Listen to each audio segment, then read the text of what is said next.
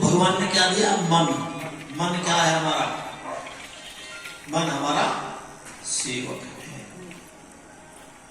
सेवक का नाम तो बढ़िया हो।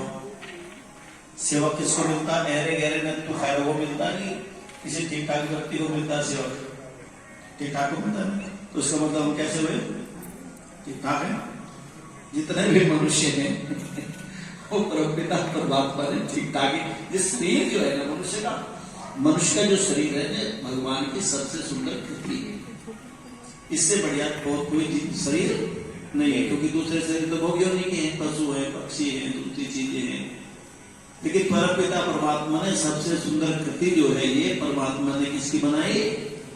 मनुष्य की। ये अयोध्या पूरी है, देवताओं की पूरी है, इसमें देवता निवास करते हैं। तो उसमें एक सेवक दिया। इस सेवक का नाम क्या है? मन। मनेयो मनुष्याणाम कारणम बंध मोक्षयो। बोले मनुष्य का मन ही बंधन का कारण है और यही मोक्ष का कारण है। मोक्ष समझते हो? बोले मुक्ति। अच्छा, बंधन से बंधा रहने में मजा है कि छूट जाए तब ठीक है? अंदर में रहने में मजा है, स्वतंत्र होगा। किसी के पराधीन रहने में आनंद है कि प्राधान्य, मतलब स्वतंत्र। इसीलिए आप देखिए, यदि इस मन के साथ इसके बंधन में तुम आ गए तो हम क्या हो गए? पराधीन। जैसे मन ने चाहा वैसे हमने कर लिया। तो आप स्वामी हैं कि मन? स्वामी आप है। आपका मन है कि आप मन के हैं? ये बताओ। अरे तुम्हारा जब तुम्हारा मन है तो तुम क्या हुए? स्वामी हुए नहीं हुए? तुम मन तुम्हारी बात मानेगा कि तुम मन की मानोगे? ये पल्ले में गांठ मार दो आज से। जिस दिन मन को तुम सिखाना सीख जाओगे ना, उस दिन मन तुम्हारा सेवक बन करके हर समय तैयार रहेगा और इतना प्रिय बन करके रहेगा। यदि तुमने इसको ढीला छोड़ दिया ना तो सारी रात तुम्हें न जाने कहां कहां दौड़ाएगा, कहां कहां दौड़ाएगा, रुलाएगा। सुबह ही उठते ही सर में दर्द मिलेगा, क्योंकि तुमने इसको छोड़ दिया। जब तुमने छोड़ दिया, कोई सेवक निष्ठा से काम बहुत देर से करता है, नौकर उसको निगाह रखोगे तो ठीक करेगा, निगाह नहीं रखोगे तो कुछ तो गड़बड़ करेगा। बहुत तुम्हारा है तो बहुत माल तुम्हारा, ताल लगती क्या करेगा? इसे ठीक करूंगा। तुमने ताल नहीं लगने दी, वो बात दूसरी है। यानी उसके मन के अंदर ये बात प्रारंभ हो जाती है, यदि तुम असावधान उसकी तरफ से हो गई। और सावधान रहे तो ठीक काम करता रहेगा। इसी यही स्थिति मन की है। मन एव मनुष्याणाम कारण बंध मोक्षयो। ये मन ही मनुष्य के बंधन का कारण है और यही मुक्ति का कारण है। बोले बंधाय विषयासक्तम। यदि मन विषयों में आसक्त हो गया तो बोले बंधन, और विषयों से विमुक्त हो गया तो बोले मुक्ति, आनंद दिया। क्योंकि जहां सुख है वह क्या है? और जहां दिन है, जहां सत्य है, झूठ। इसीलिए सुख से यदि थोड़ी भी लापरवाही हुई तो उसके बाद में क्या आने वाला है? दुख।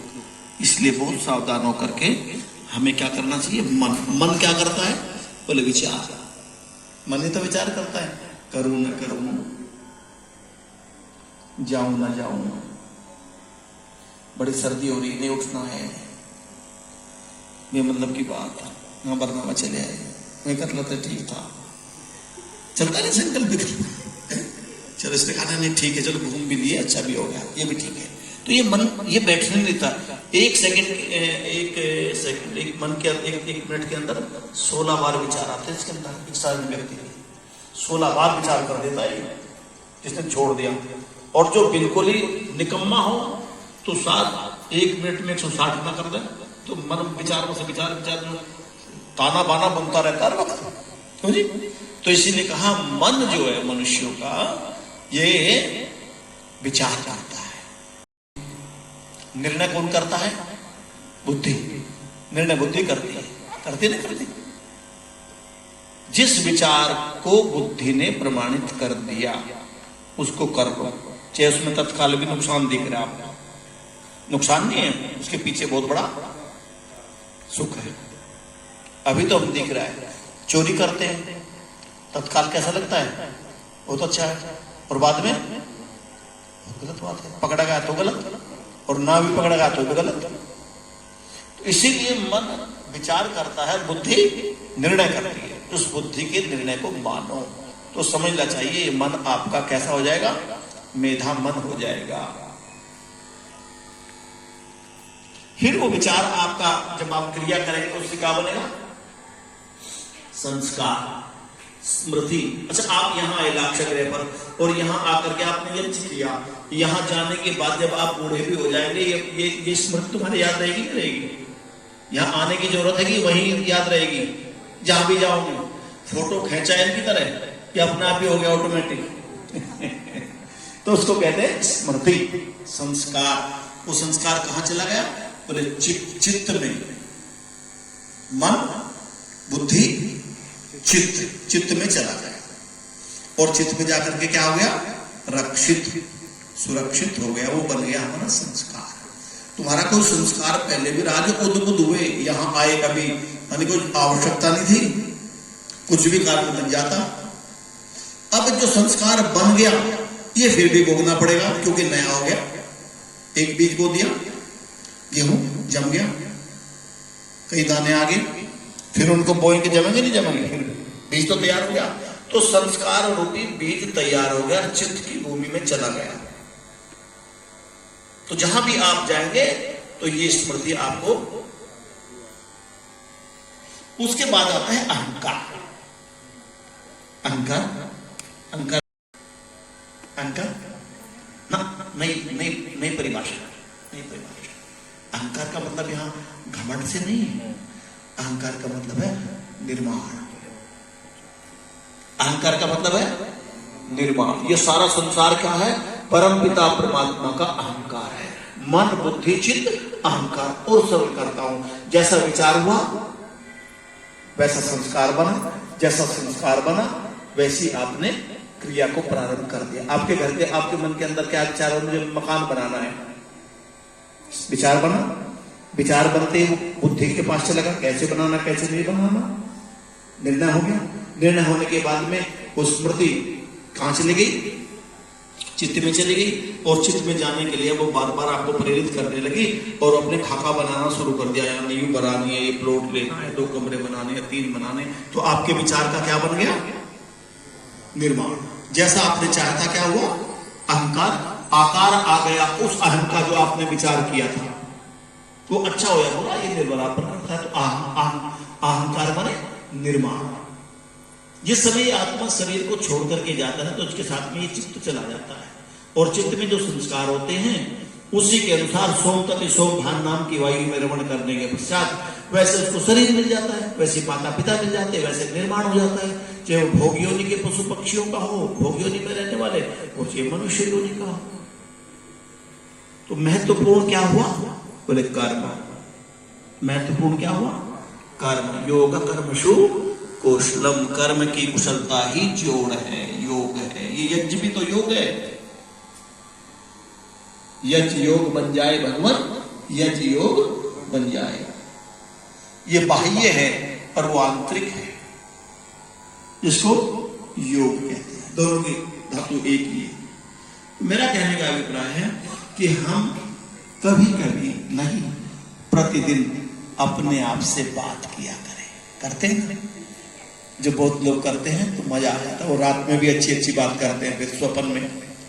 और जो अपने आप से दिन में बात ही नहीं करते तो वो बस स्वप्न में फिर बड़बड़ाते रहते हैं, दूसरे को गाली देते, मार दे, अरे पकड़िए पकड़िए पकड़िए पकड़िए। अपने आप से पूछा मैं कौन हूं, मेरे बारे में पूछा, इनके बारे में पूछा, जर्मनी के बारे में पूछा, पंजाब के बारे में पूछा, केजरीवाल के बारे में पूछा, मोदी के बारे में पूछा, या लाक्षागिरी के बारे में जानकारी की होगी, लेकिन कभी अपने बारे में हम कोई नहीं पूछता। बोले किससे पूछे, बोले अपनी चेतना से। चेतना से तो पूछेगी, जड़ से थोड़ी तो पूछेगी। अपने आप से पूछो मैं कौन हूं, उत्तर नहीं आएगा। फिर पूछो मैं कौन हूं, फिर पूछो मैं कौन हूं, फिर पूछो मैं कौन हूं। एकांत में बैठ करके घर में नियम बना लो। 24 घंटे में 10 मिनट तो अपने लिए होगी ना। एक घर में बैठ जाओ, या तुम रोज बैठ करके संध्या करते हो, भजन करते हो, पूजा करते हो। अब तो बहुत अच्छी बात है, सबने घरों में मंदिर बना लिए, पूजा का स्थान तो पहले बने। पहले तो किसी के घेरे में था नहीं ना घर में, था भी, और सारे बुढ़े पूजा कर रहे थे, ले राम का नाम भाई, ठीक ठाक सब फिट रहे थे। अब जितने पूजा स्थल बन गए उतनी आराम खोरी आपकी जान लग रही, मान रही। समाज में देख लो, परिवार में सबके घर में पूजा का मंदिर और सबकी लड़ाई। बता किसी घर में है कोई ऐसा काम जब लड़ाई ना हो? मंदिर राम का और लड़ाई भाई में, बताया नहीं कोई एक आदमी छोड़कर तुम कहता नहीं। मंदिर राम का, राम में तो लड़ाई थी नहीं और लड़ाई भाई से। तो ये सब रूढ़ी है। इसीलिए मन के मंदिर में जिस दिन बैठना सीख जाओगे, उस दिन उसी मंदिर में जहां बैठे हो, जहां तुम बैठ रहे हो, मना नहीं करता, वहीं बैठ करके कम से कम भगवान का ध्यान करने के बाद अपने आप से पूछो मैं कौन हूं, मैं कौन हूं, कौन हूं, परमात्मा में कहां से आया हूं, मेरा उद्देश्य क्या है, मैं तो जानता ही नहीं। क्या मेरा जीवन इसी प्रकार से निकल जाएगा? जीवन के 10, 20, 50 वर्ष निकल गए मेरे प्रभु, क्या ये खाना पीना उठना जागना, थोड़े पैसे कमा लेना, संतान को उत्पन्न कर देना, पढ़ाई लिखाई करा देना, जो हमने किया है वही हमारे बच्चे करेंगे, और जो हम कर रहे हैं हमारे माता पिता कर रहे हैं, बस क्या इसी प्रकार से घूमता रहेगा? नहीं, ये पूर्ण नहीं है, ये पूर्ण नहीं है प्रभु। तुम मुझे बता, इतना पूछो आंतरिक जगत में जाकर के कि आपकी आंखों से आंसू निकल जाए। कब निकलते हैं आंसू? जब समर्पण होता है। समर्पण क्या होता है? जब व्यक्ति में ज्ञान होता है। कोई मकोड़ा आ गया तो मर गया, उसका कोई संस्कार नहीं बनेगा, क्योंकि उसमें आपको पता ही नहीं, ना आपको मारने की इच्छा थी, ना आपने उसको खाया। लेकिन जहां उद्देश्य बना करके करेंगे, संस्कार तो तभी बनेंगे।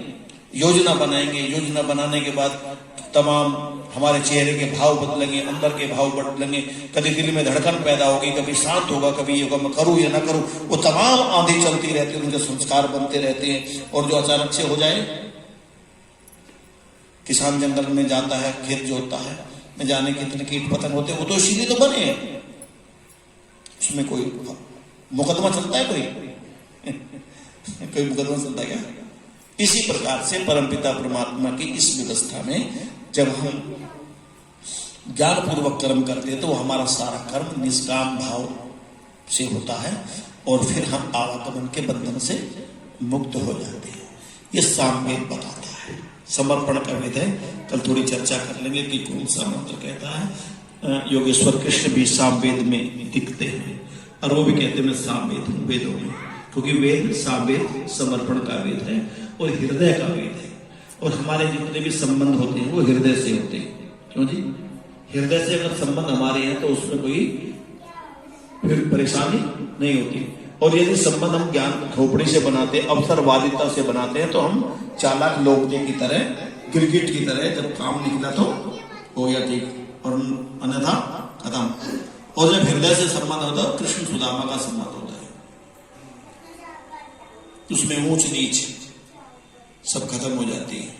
केवल ज्ञान का स्थान होता है और समर्पण का होता है। इसीलिए परमपिता परमात्मा की सृष्टि में हम प्रभु से ये प्रार्थना करें, प्रभु तो मेरे मन को क्या दे? सुविचार दे।